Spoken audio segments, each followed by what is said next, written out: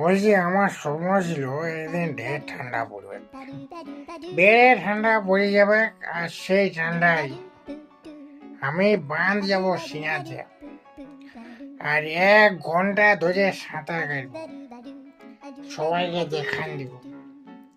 তো আজকে ঢের ঠান্ডা পড়ে গেছে ভাই, কি বলবো।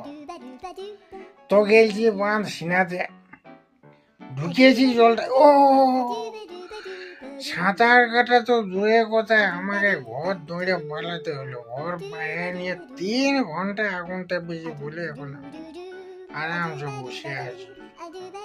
তবে আমার স্বপ্নটা স্বপ্ন থেকে গেল, কিন্তু না না না না, একদমই না। আমার স্বপ্নটাকে আমি পূরণ করেই ছাড়বো।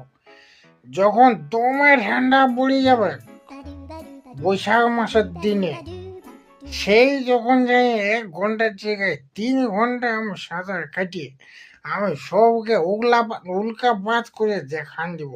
কিন্তু আমার স্বপ্নটাকে পূরণ করেই আমি ছাড়ব, আমি বলে রাখলি আজ।